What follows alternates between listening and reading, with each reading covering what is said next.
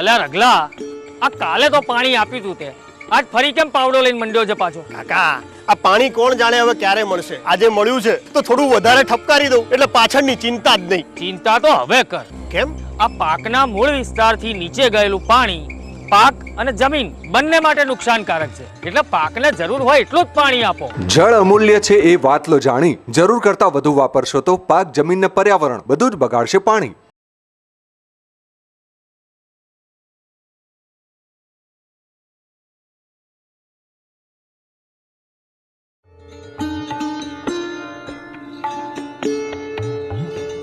અલા ઓ ભાઈ ઉભો રે, પાવડો હરખો કરવા પથરો હોત.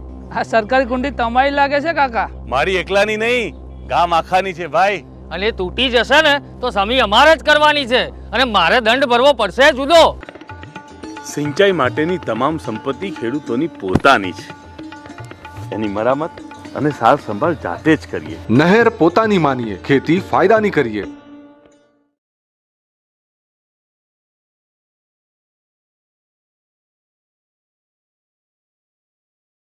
સરપંચ, આ વખતે જો આણે મારી પહેલા પાણી વાળ્યું ને તો એના 5 ખેતર આગળથી કેનાલ તોડી નાખીશ. આજે તું તોડફોડ કર ને કાલ બીજો કોઈ, પછી રહેજો બધાએ આખી જિંદગી પાણી વગર.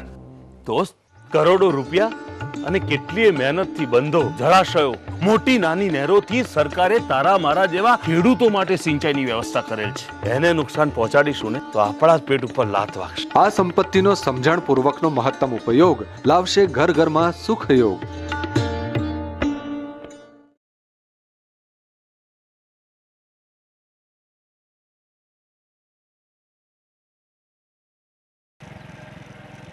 પશાભાઈ, તમારા છોડવાઓ પાણી માગે છે, ઊભા થાઓ ને પાણી વાળો. ક્યાંથી વાળે ભાઈ? આ બાજુવાળા ખોડભાઈના બોરનું પાણી માંગ્યું છે, પૈસા આલી આવ્યો છે, પણ એની મરજી ને એનું પાણી. આવો તાર ખરું. આમ લાચાર થઈને બેસી ના રહો. અમારા ગામની જેમ સહભાગી સિંચાઈ વ્યવસ્થા અપનાવો અને તમામ ખેડૂતો પાકની જરૂરિયાતના સમયે પૂરતું પાણી મેળવો. જમીન બગડતી અટકાવો અને ખેત ઉત્પાદન વધારો.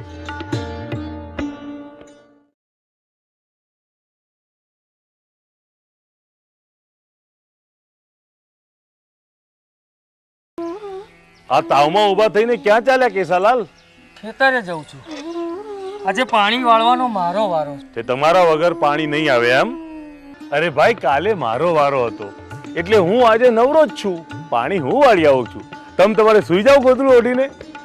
તમારા ભાગનું પાણી તમને મળે એની મને ચિંતા છે અને આખી પિયત મંડળીને પણ. સમજ્યા? પિયત મંડળીથી સહભાગી સિંચાઈ, સાથ સહકારથી સૌ ભાઈ ભાઈ.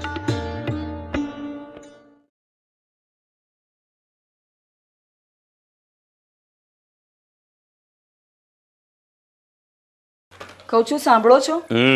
જમના કાકી આપણી લતા માટે બાજુના ગામનું માગું લાયા. બાજુના ગામમાં સવાલ ક્યારેય નહીં. ગામમાં ગણીને 200 ઘર છે, પણ બધાને એકબીજા સાથે વેર છે. ઢગલો પાણી આવે છે, પણ ઝઘડા ઝઘડીમાં એકેયના ખેતરે પહોંચતું નથી અને એટલે જ એકેય સુખી નથી. આપણી દીકરીને એ ગામમાં દઈને એનું જીવતર નથી બગાડવું આપણે. સમજ્યા? સહભાગી સિંચાઈ વ્યવસ્થા અપનાવો, ભાઈચારો, સુખ અને સમૃદ્ધિ વરસાવો.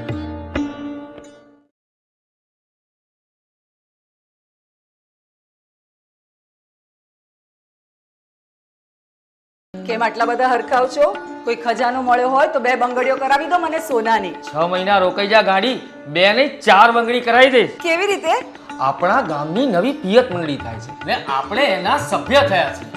હવે ભલે આપણું ખેતર છેવાડું રહ્યું, આપણને પણ બધી સિઝનમાં પાકને જોઈતું પાણી મળશે અને તે પણ સમયસર. સમજી? ખરેખર ને બંગડીઓ જોડે એક દોરોયો પાવજો. હો, સહભાગી સિંચાઈ કરશે મહેર, થશે ઘેર ઘેર લીલા લહેર.